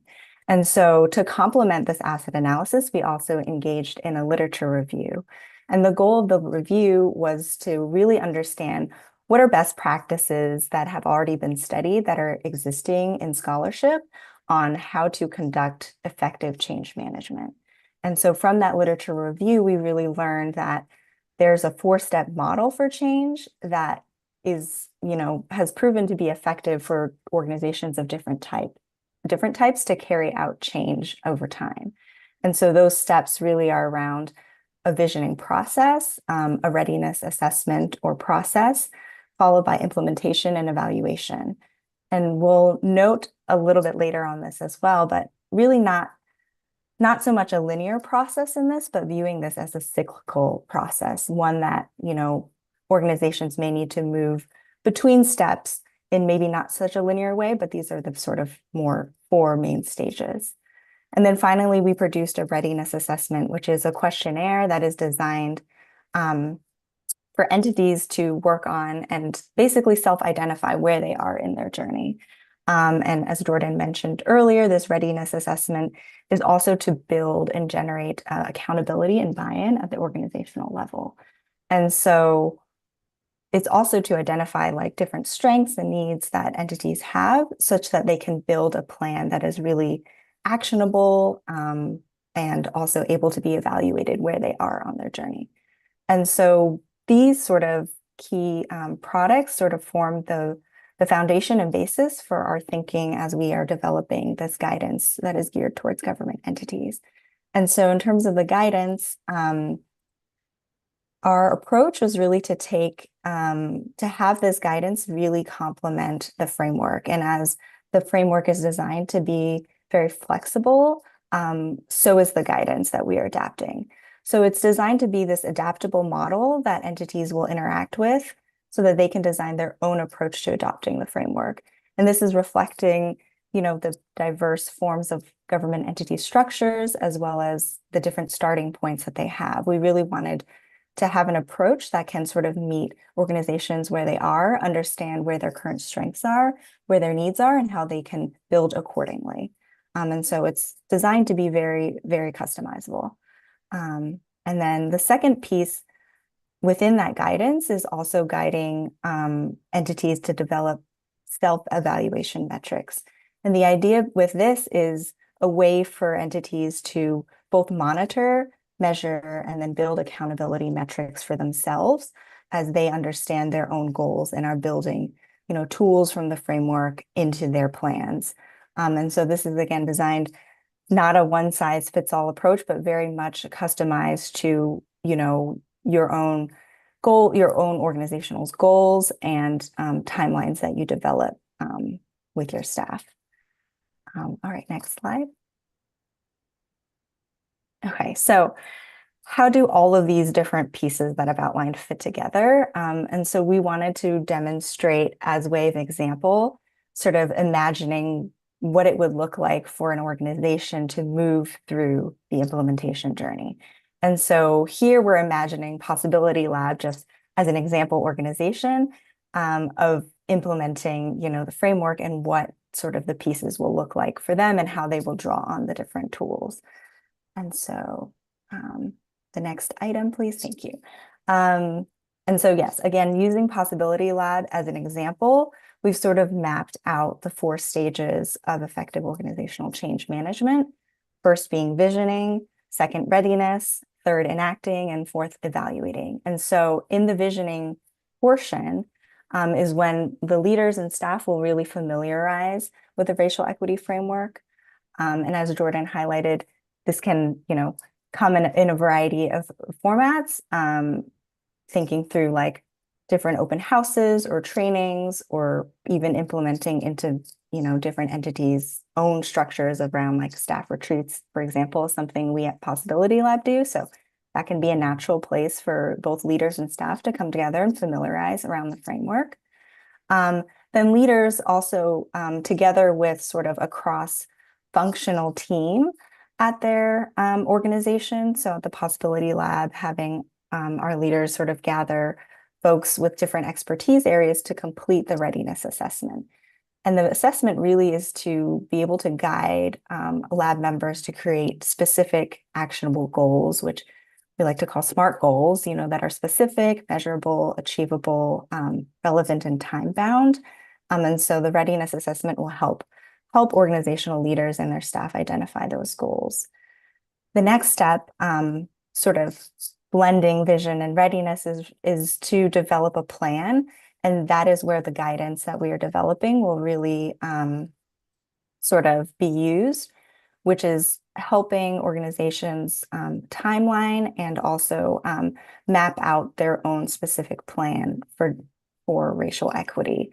And we also envision that this is sort of done with reference to the priority areas that organizations are identifying. For example, if community engagement is something that they are identifying that they really want to work on, sort of the action plan will be specific to that, and the guidance will sort of walk organizations through particular tools, resources, as well as things like when do they reach out for technical assistance. So really is meant to be comprehensive as well as adaptable. And then the next portion will just be sort of an all-staff implementation of these tools in alignment with the plan that they've developed, and also just continuous adaptation using the guidance.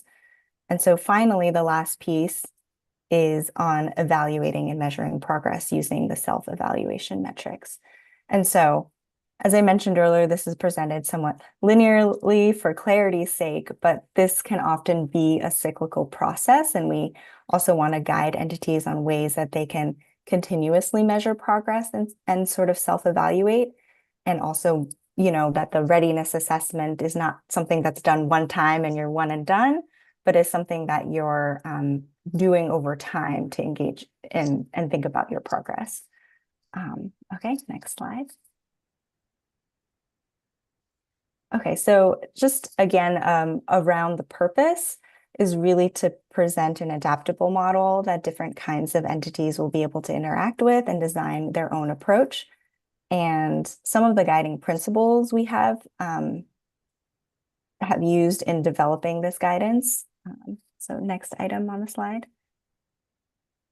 is that really emphasizing that every entity will have a different starting point, that there is opportunity for improvement no matter where you are on your journey. And so really building on, existing strengths that different organizations have, and identifying where their needs are, and making this point that it's going to look different for every organization to implement this. And there's no single right way. So that's sort of the guiding principles that we've used, which we sort of have also drawn from the framework itself. And then next slide. Okay, so now this is getting into the structure of the guidance itself. And so as I mentioned, the readiness assessment that we developed is really a sort of self-guided way for organizations to determine where they are, to identify strengths, to identify where their needs are, and also to start connecting them to what resources might make sense for them. And so it's kind of a baseline, if you will, of establishing where an organization is and helps them map next steps. And so the next item on the slide is sort of showing you how the readiness assessment will then link into key priority sections. And so these are key priority sections that we have pulled from the framework in terms of community engagement, data, budget equity, and organizational infrastructure. And so the readiness assessment will help organizations identify areas in which they have perhaps a lot of practices or infrastructure in place to do in areas of need, and sort of highlight these so that they can sort of more easily break down priorities for them and hopefully identify something like, let's say, community engagement is something that they have a lot of resources and infrastructure in. That's an area we want to continue to build buy-in for, and also hopefully as a sort of a way for organizations to develop early wins and generate more buy-in. So working on that and then identifying data potentially as like a long-term goal that they may need to work up into, but sort of can use sort of the ways that they've built on community engagement as a model to build into data. And so it's really like trying to emphasize the different strengths that organizations have and how do they sort of achieve these early wins to generate sort of more buy-in from organizational leadership and staff and bring that into sort of challenge areas. And then lastly, the guidance will also be mapping directly strategies and tools into all of these priority areas. And so it'll help organizations do kind of fine-tune planning in development with their SMART goals, as well as with their self-evaluation metrics of timelining out when those pieces can work into, existing strategic plans or new plans that they're building.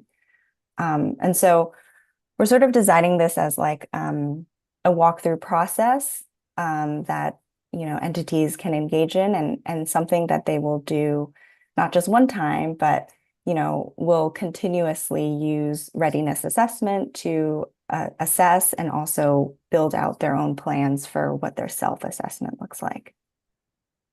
Okay, and then I think that's, oh yes.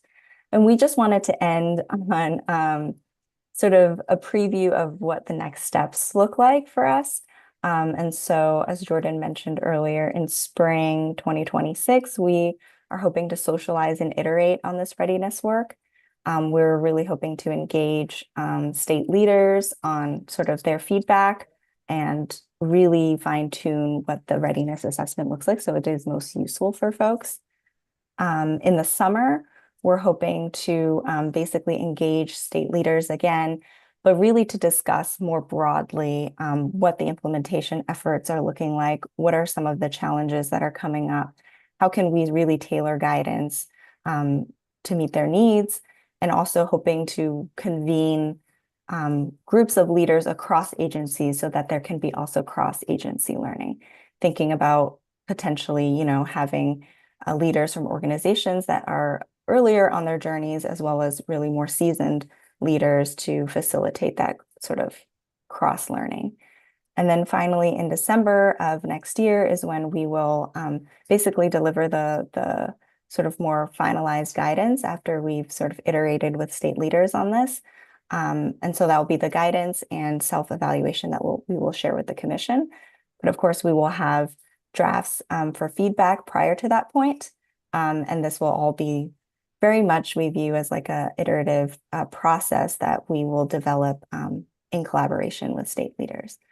So yeah, so that is what we have in terms of the guidance that we are developing, and sort of open to any questions or comments that you all have. Thank you. All right, thank you so much, Researcher Lynn and Dr. Lerman, on that very robust and detailed presentation. Dr. Estes did have a comment she wanted to make. Yeah, I just wanted to acknowledge that the readiness assessment is in the framework. I almost called it draft. No, the framework's real. Is in the framework on page 105 is where it starts. And so going into the printed copy that is, or the print version or ADA compliant version that's available online, you can actually start to look at the assessment and kind of what are the questions that are being asked, and to emphasize just the work that Possibility Lab has done in diving into the framework, having, the understanding from the asset analysis, diving into the framework and seeing how it has evolved in the things and elements that really support implementation and sustainability, and kind of building out this trajectory around supporting self-assessment, engaging state agencies to help kind of refine the strategy as we move through this process of really understanding how do we roll something like this out. This is a big deal, and no one has done really anything like this before in California in this way, where we're trying to do it with intention and at a pace that allows you to have sustainability. And I think the really important piece that I would say the administration wants to make sure that we're conveying is just really making sure that we're doing deep and intentional engagement with state agencies and departments on understanding what their needs are and making sure that the framework continues to evolve to support them as the government entities that this product was really designed for. That's great. I think it harkens back to the conversation we had earlier about treating them as a community as well, community stakeholders. Great. Well, we'll open it up at this time for comments, reflections, thoughts, questions from the commissioners. Commissioner Salas. And I think this is on the assessment, readiness assessment. So thank you so much. I also love the clarity by which, I know you stated it as linear, but it's very helpful to understand the process that these agencies will go through. So having worked with so many state agencies, local agencies, often they think they're doing much better than they are. And so often what happens is that they will mark themselves at a much more ready stage than they are. And so I think of course, using the assessment tool that's already been created, I do think that in engaging with the institutions, it's always good to say, well, and asking them, what do you think what are your stakeholders saying about you? Since you're public facing departments, engaging them in conversations that allow them to be, it's like the self-evaluation that is both about how they see themselves, but also for them to know, and I'll just give an example, want to give them love because we need them, but like the Department of Aging is an example, which doesn't even take into account the growing number of immigrant seniors and or the undocumented who have very little access to any level of safety net, right? They've done an incredible job, but then they've missed this whole group that is such an important part of the population. And so to me, it's just like giving them more tools to be a little bit more rigorous with how ready they are. And again, I think the assessment tools, it's fine. A lot of this happens in conversation. So since you are going to be going in with them and using these tools, I guess for me, it's less of a question and more of a request to really push them to think a little bit more rigorous about their readiness. Before I invite Commissioner Pastor, any response? Yeah, thank you so much. It's such a great point. And I do think it's why we focus on an iterative process. There's no matter where your starting benchmark is, there is no organization that is doing this perfectly. There's always room to grow and improve and iterate. And so I think we are thinking of this as being a process where the readiness assessment and the evaluation work fit well together so that people can really start to think about developing an ongoing system by which they attend to exactly the kinds of data that you're thinking about of, what are your stakeholders saying? What kind of community feedback do you have? Is that community feedback really representative of the people that you're trying to serve? How can you improve the feedback you're getting so that you can then reassess where you are in terms of readiness? So thanks. It's I think a really important feature of how we move this work forward. Thank you. Commissioner Pastor. Thank you. Well, first, that was a demonstration of how politic Commissioner Salas really is when she says someone thinks they're really ready. But the thing that kind of came up a little bit at the end of Phoebe's presentation that I might stress a little bit more is the possibility of peer-to-peer work. In part so that you wind up having champions that are within state agencies for moving this forward. In part so that folks see that it's possible and that it also delivers benefits to an agency, because some of the resistance that occurs is people will think it's a little bit too hard on top of burdensome jobs that they already have, and they're not sure what the actual benefits are going to be in terms of satisfaction of the constituents. And I think that it's the peer-to-peer piece that can actually help people move along. And some of the beginning of the presentation said a little bit too much like you will learn the best practices and then impart them. But coming up with side-by-side champions is, of course, a very useful way to do it. I think that came up more at the end of the timeline that you were laying out. So I just wanted to stress that.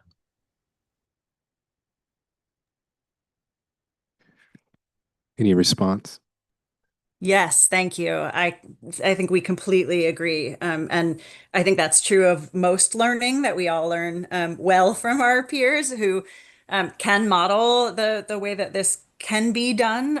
I love the way you put it, and not just because you used possible, but right, that we can see what is possible from others who are doing it. So I think we're thinking really carefully about how to provide those kinds of cohort learning opportunities for sharing of case studies about what's working and what isn't. And of course, would always welcome kind of any input and insight on how we're thinking about doing that.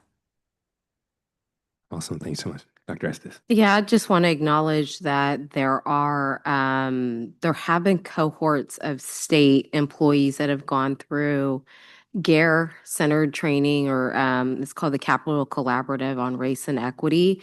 So there are some kind of established peer networks, and there's other kind of gatherings of folks that we may be able to tap into in supporting these kind of peer-to-peer champion kind of conversations about how do you talk about racial equity and the implementation of it, how do you demonstrate the possibilities that are behind it, and that there are benefits. And I think the framework itself starts to lay the foundation for that, but this is where you start to need to have the people that are actually doing the work. And it's one thing to kind of do a thing, but it's to be able to measure it, demonstrate impact, and that's where you get the, like, you think you're doing better than you really are, and making sure you continue to build in those feedback loops. And some of the recommendations that we've placed within the framework, I think budget equity is what's coming to mind right now, and the tool that we placed in there, like, we're constantly pushing, like, have you checked this? You're asking for this money. Have you checked this with the community? How is this? Where are you getting your data from? And making sure that you're reinforcing the need to ground it in the people that receive your programs and services. Awesome. Any other comments, questions, reflections from commissioners? All right, seeing and hearing none, just want to say thank you again, Director Lerman and Researcher Lynn, for the incredible presentation. We look forward to the work ahead, working alongside of you. Also, thank you, commissioners, for your comments, your questions, your recommendations.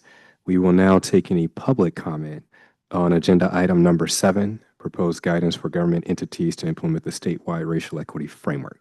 Jess, do we have any public comment? As a reminder, you may submit a virtual public comment card by visiting racialequity.lci.ca.gov/meetings and completing the public comment form linked there. You will need to submit a public comment card for each item you wish to speak on. There are no public comments for this item. Wow, it seems like we were cruising along at 50,000 and all of a sudden, boom, we're here at the end. We were at agenda item number 8, which is next steps for staff action. Obviously, we didn't vote on anything today, but our discussion did cover a wide range of topics, including a presentation on the proposed guidance.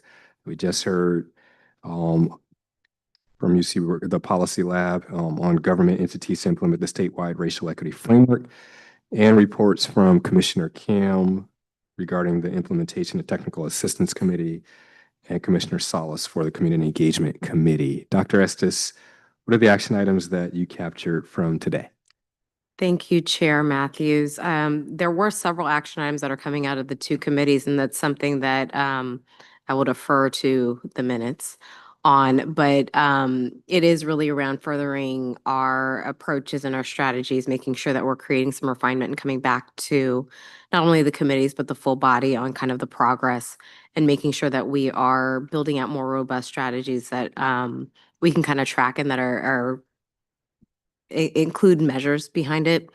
In terms of the conversation today, there's been questions around supporting, and I think Commissioner Salas brought this up, the supporting of rigor around implementation. And so I think the sense that I'm getting, given the conversation that you all have had, is that there is consensus on the direction that we're moving. There's a little bit of refinement on making sure that we're emphasizing rigor, making sure that we're emphasizing peer-to-peer engagement in this work, and we'll continue to kind of push this direction forward with the guidance that you all have provided us today, and come back to the full body in March of 2026 with an update. And hopefully at that point, we can take additional action on our minutes, the bylaw changes, and the committee appointments. All right, thank you. Does the commission have any additional next steps for staff action that you would like to propose?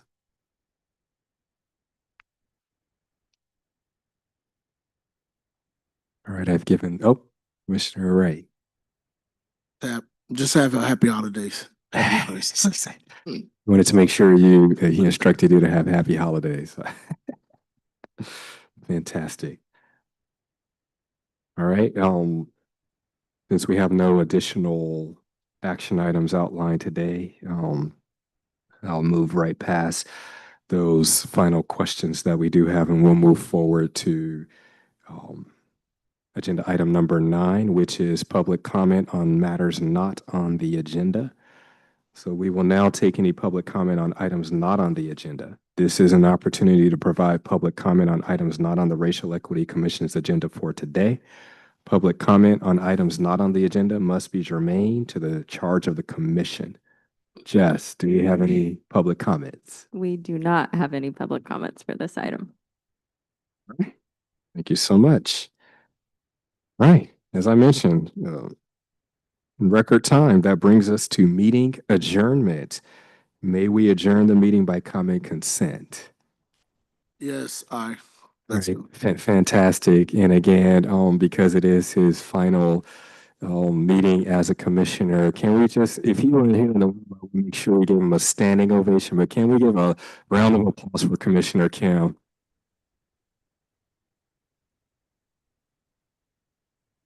Right, thank you so much.